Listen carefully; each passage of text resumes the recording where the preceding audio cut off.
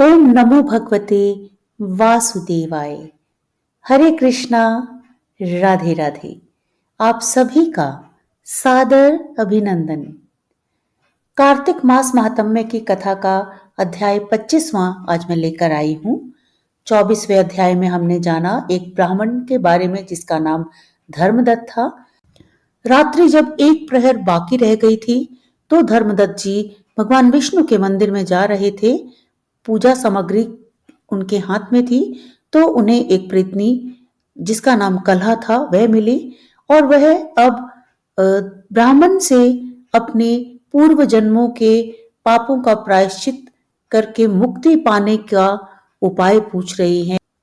25वें अध्याय में कि धर्मदत्त जी ने उसे क्या उपाय बताए। धर्मदत्त जी का कथन 24वीं कथा के आगे का वर्णन सुनिए। तीर्थ में दान और व्रत आदि सत्कर्म करने से मनुष्य के पाप नष्ट हो जाते हैं, परंतु तू तो प्रेत के शरीर में है, अतः उन कर्मों को करने की अधिकारिणी भी नहीं है।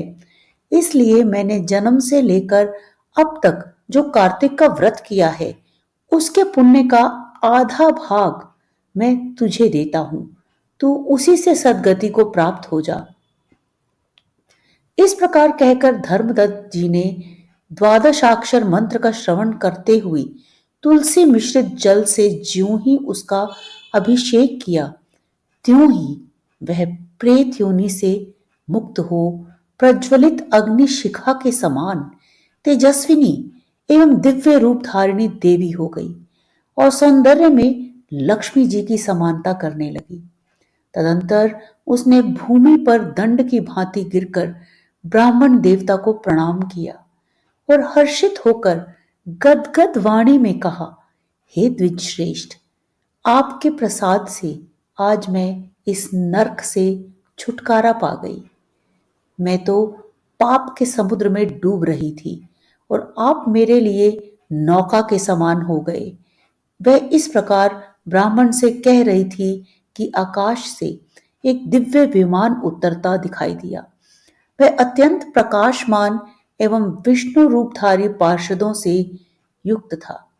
विमान के द्वार पर खड़े हुए पुण्यशील और सुशील ने उस देवी को उठाकर श्रेष्ठ विमान पर चढ़ा लिया।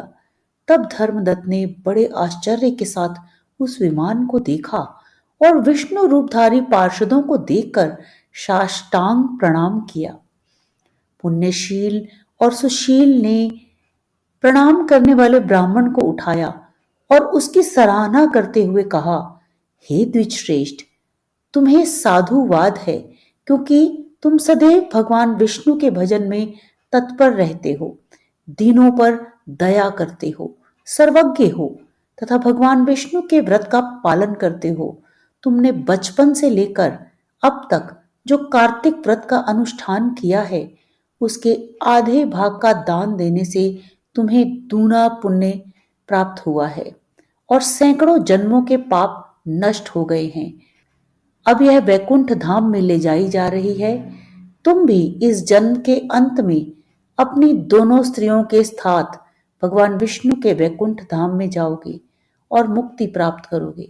धर्मदत्त, जिन्होंने तुम्हारे समान भक्ति पूर्वक भगवान विष्णु की आराधना की है वे धन्य और कृतकृत्य हैं।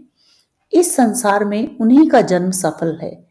भली भांति आराधना करने पर भगवान विष्णु देहधारी प्राणियों को क्या नहीं देते हैं।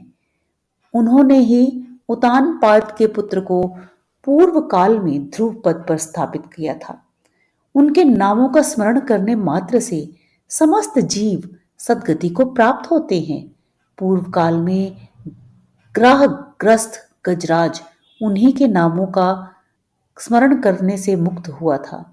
तुमने जन्म से लेकर जो विष्णु भगवान को संतुष्ट करने वाले कार्तिक व्रत का अनुष्ठान किया है उससे बढ़कर ना यज्ञ है, ना दान और ना ही तीर्थ है। विप्रवर, तुम धन्य हो क्योंकि तुमने जगत गुरु भगवान विष्णु को प्रसन्न करने वाला कार्तिक व्रत किया है, जिसके आधे भाग के फल को पाकर यह स्त्री हमारे साथ भगवान लोक में जा रही है। तो बोलिए श्री लक्ष्मी नारायण भगवान की जय। आइए अब द्वादशाक्षरी मंत्र का जाप करें। ओम नमो भगवते वासुदेवाय। ओम नमो भगवते वासुदेवाय। ओम नमो भगवते वासुदेवाय। ओम नमो भगवते वासुदेवाय। ओम नमो भगवते वासुदेवाय। ओम नमो भगवते वासुदेवाय। ओम नमो भगवते वासुदेवाय। ओम नमो भगवते वासुदेवाय। ओम नमो भगवते वासुदेवाय। ओम नमो भगवते वासुदेवाय। ओम नमो भगवते वासुदेवाय। ओम नमो भगवते वासुदेवाय। तो बोलिए श्री बांके बिहारी लाल की जय। यदि आपको यह वीडियो पसंद आई हो तो कृपया लाइक के आइकन को प्रेस करें। कमेंट बॉक्स में ओम नमो भगवते वासुदेवाय लिखें और अगले दिन की कथा सुनने के लिए कृपया चैनल को सब्सक्राइब करें। जय जय श्री राधे।